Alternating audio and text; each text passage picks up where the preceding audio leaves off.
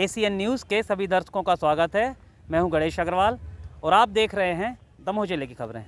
भारत सरकार के केंद्रीय खेल मंत्री अनुराग ठाकुर का दमोह आगमन हुआ। वे दमोह जिला मुख्यालय पर आयोजित भारतीय जनता युवा मोर्चा के युवा सम्मेलन में शामिल होने के लिए पहुंचे। दमोह जिला मुख्यालय पर एक गार्डन में आयोजित कार्यक्रम के दौरान उन्होंने अपनी बात कही।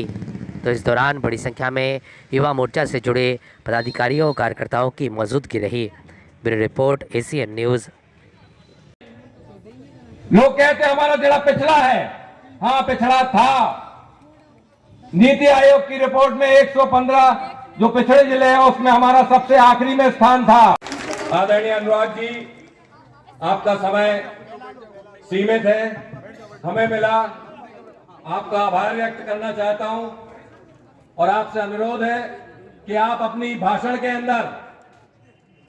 के साथ समय बचाकर कुछ हमारे साथ फोटोग्राफ भी लड़कों के साथ खिंचवा सकेंगे, ऐसा मैं अनुरोध करता हूं। एक बार अनुराग जी के स्वागत में जोरदार दोनों हाथ बजा के, दोनों हाथ उठा के तालियां बजा लें। दमदार दमोह में आपका स्वागत है। अनुराग जी, मैं आपको अनुरोध करता हूं कि आप मंच पर आए। रानी दुर्गावती की पर भाई साहब अपनी लाज छोड़ के सारे टेंट में 1 बजे हम लोगों की व्यवस्था की थी। उस समय हमने आगरा में थे, ये सब लोग यहाँ खड़े हैं, ये सब उस समय के साक्षी है। भाई साहब प्रत्येक युवा मोर्चा कार्यकर्ता की चिंता करने वाले ऐसे भाई साहब हैं कि ऐसा पानी गिरा था, कई टेंट उड़ गए थे, तो भाई साहब ने तुरंत अभी ताली बजाकर उनका स्वागत किया। स्थान तीसरे और चौथे नंबर पर है। निराशा को कोई भाव नहीं है। मध्य प्रदेश के अंदर अगर सबसे आगे कोई जिला निकला है, सबसे ऊंची छलांग किसी जिले ने ली है, तो आपके और मेरे दमोह ने ली है।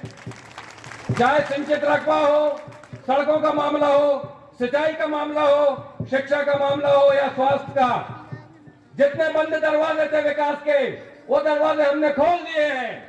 अब कोई बात नहीं है कि हमारे रोजगार हमारा बढ़े नहीं, हमारे नए लड़कों को स्वरोजगार मिले नहीं, कोई उसका रास्ता नहीं है, कोई हमको रोक नहीं पाएगा।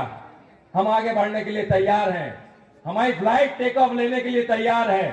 ये जो लोग निराशा के भाव से आगे बढ़ते हैं, मैं उन सब से कहना चाहता हूं, ये भारतीय जनता पार्टी की सरकार है, ये काम करेगी और दमोह नंबर 1 का जिला बनेगा अगले 10 साल के अंदर। ये भूपेश बघेल जी भ्रष्टाचार में ऊपर से नीचे तक डूबे हैं।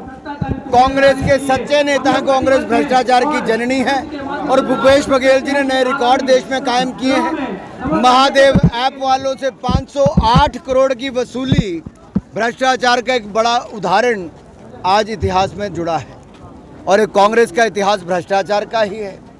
कांग्रेस के झूठे दावे, झूठे वादे और गारंटियां फेल, कांग्रेस फेल हुई है और कांग्रेस का एक के बाद दूसरा भ्रष्टाचार सामने आया है। गोठान घोटाला, शराब घोटाला, पेपर लीक घोटाला और कोयला घोटाला एक के बाद दूसरा दिखाता है कैसे छत्तीसगढ़ को लूटा गया और 508 करोड़ की पेमेंट, ये तो दिखाती है कि अभी तो शुरुआत है। ये कब कितने हजार करोड़ तक पहुंचेगी किसी को पता नहीं। अभी तो जांच शुरू हुई है, सबूत सामने आने शुरू हुए हैं। नैतिकता के आधार पर ही बघेल जी को हट जाना चाहिए और कांग्रेस को देश से माफ़ी मांगनी चाहिए और ऐसे भ्रष्ट नेताओं के खिलाफ उचित जांच और कड़ी कार्रवाई करनी चाहिए। के अलावा दूसरा कोई इशू नहीं है। भारतीय जनता पार्टी अपने विकास पर, सुशासन पर वोट मांग रही है। मध्य प्रदेश कांग्रेस के शासन में बीमारू राज्य होता था, आज एक ऐसा आकांक्षी राज्य बना है जो हर क्षेत्र में आगे बढ़ रहा है। नई सड़कें, 7 लाख हेक्टेयर से 47 लाख हेक्टेयर सिंचाई भूमि हो गई, सबसे बड़ा गेहूं उत्पादक और एक्सपोर्टर बन गया और यहीं पर मध्य प्रदेश में कई मेडिकल कॉलेज लगभग 30 नए खुले हैं और वही मध्य प्रदेश जो कभी 2% कृषि दर थी, आज 19% कृषि दर है, जिसकी आधा % विकास दर थी, आज वो रिकॉर्ड विकास दर पर है। कांग्रेस के राज में कभी नहीं हो सकता था। कांग्रेस तो झूठी गारंटियां हिमाचल और कर्नाटक में देकर सरकार बनाई, अब सभी गारंटियां कांग्रेस की फेल हिमाचल कर्नाटक में हो गई हैं।